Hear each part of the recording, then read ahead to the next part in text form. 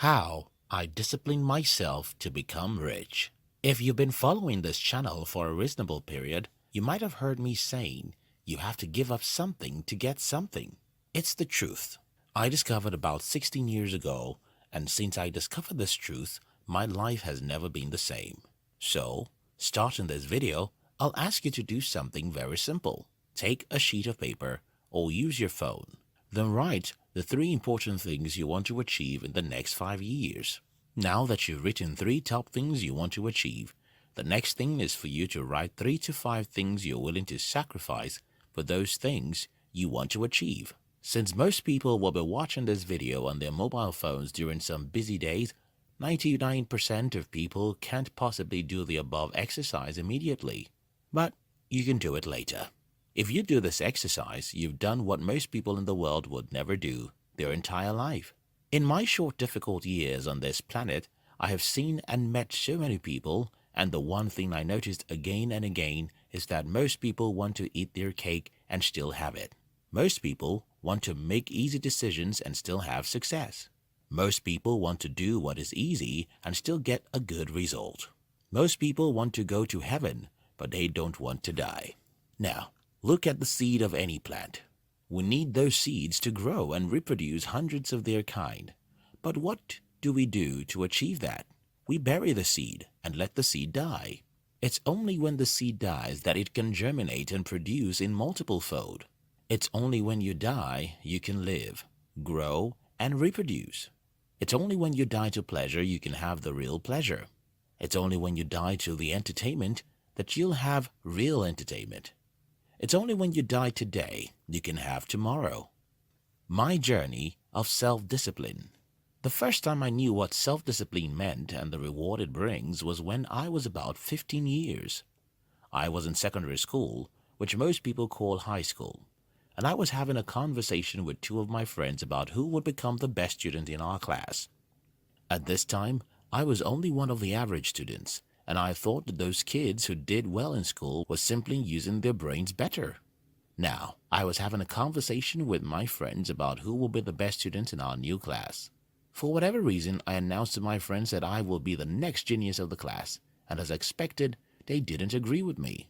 One of them simply mentioned the name of the guy he thought would be the next champion.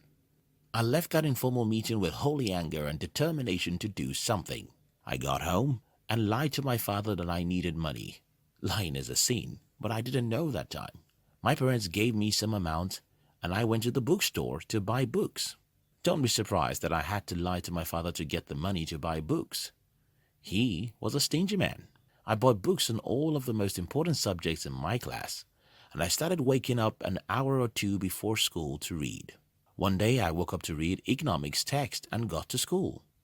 Then our economics teacher came into class to teach us a new chapter. Who can define the opportunity cost? She asked. After a moment of silence, I rose and defined the opportunity cost, which happened to be the very chapter I miraculously read a few hours ago. Good, my teacher said as the entire class clapped their hands for me. I looked back and saw that, for a moment, I was the hero of my class. I loved what it felt like to be hailed, and I would sacrifice anything to receive such applauses every day of my school days. And that exactly was my next goal. After the economics class, I started thinking about the whole thing. So the guys who had been leading our classes were thieves. So they secretly read and came to class to shine. So this is the secret. From that day, I kept using the same trick. I call it a trick because that was how I saw it then. I increased my self-discipline.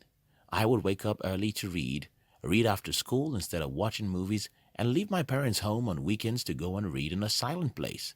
I became the best student in the commercial class, as we call it in my country.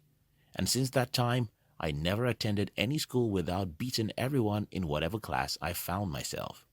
I titled this video, How I Disciplined Myself to Become Rich, and then went on to tell you silly stories about my academic performance. How does that make sense? Just give me a minute, I'll show you the sense in my stories. Leopards can change their colors. And not just leopards. Most animals can't. People don't change, and when they change, they still don't easily change. Success and failure are habits, and like most habits, it's highly addictive. Because success or failure is a habit, people who know how to successfully continue to succeed, while people who don't know how to successfully continue failing.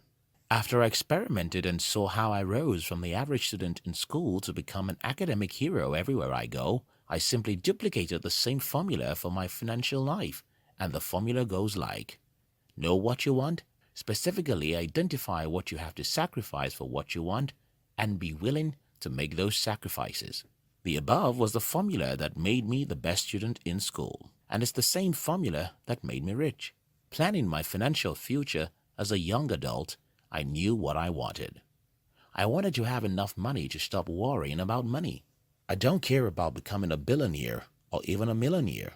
I just wanted to have a large enough cash flow to make me live a very comfortable life while doing what I truly love doing. After I identified what I wanted, then I chose my battles. I knew I would have to sacrifice many things, and I was willing to bury my body so that it can die, germinate, and reproduce. Starting in business, I gave myself a decade to make mistakes and fail. This sounds crazy, and I often doubt if I was the one who had such a mindset. How on earth would you decide to fight a battle for 10 years? How would you decide to go through the pains of failures, rejections, and poverty for 1 decade? I don't know, but that was my decision. I decided to read every book I could find, take every difficult decision and action I could, and discipline myself as much as I can. Most people think that they are weak and can't do difficult things, but that's not true. The reason why you think you can't do difficult things is that you lack the motivation to do difficult things. Yes, the difference between a soldier and a civilian is the motivation.